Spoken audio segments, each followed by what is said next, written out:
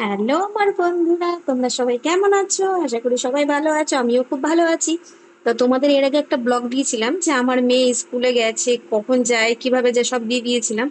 School থেকে দিয়ে আসার পর আমার যে টিফিনের বাসনগুলো থাকে আমাকে সেগুলো ধুতে হয়। ঠিক আছে, ধুয়ে এবার চলে গেলাম আমি ঘর পুছতে। আর আমার ঘর পোছা ভীষণ দেরি হয়, কেন জানো? আমি চিপা চাপি এমনকি কাঠের তলা মুছতে আমার 0.5 ঘন্টা লাগে। আর বাইরেটাও মুছতে হয়, বাইরের দুয়ারটা যেহেতু দেখো পরিষ্কার রাখলে আমারই ভালো। তো যাই হোক, ঘর মুছতে আমার প্রচন্ড টাইম লাগে। আমার মতো কি তোমাদের এরকম ঘর পুছতে টাইম লাগবে? তারপরে চলে স্নান টান সেরে ঠাকুর দিলাম।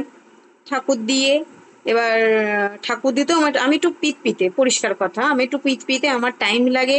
সব কাজ করতে একটু ধীর স্থির ভাবে আমি একটু কাজ করি, আর কিছুই না। তো যাই হোক, পুজো টুজো দিয়ে এবার চলে যাব তুলসী গাছে জল দিতে। তুলসী গাছ যথার্থ জল দেওয়া হয়ে গেল। এবার ড্রেসটা চেঞ্জ করে চলে গেলাম ভাত বসাতে, কেন জানো?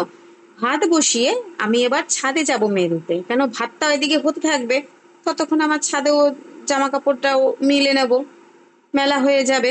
এবার দেখো ভাত বসিয়ে দিলাম, গ্যাস ধরিয়ে, গ্যাসটাও ধরালাম। ভাতটা বসিয়ে এবার ও এবার লিফটটাকে অন করতে হবে, কারণ লিফটটা নিচে ছিল, লিফটটাকে অন করেছি, করে আমার সেকেন্ড ফ্লোরতে নিয়ে এসেছি। দেখো কত জামা কাপড়, ক্লিপের বালতি। তো চলো টাটা। আমার ব্লগটা কেমন লাগলো একটু লাইক কমেন্ট শেয়ার, ঠিক আছে? ভালো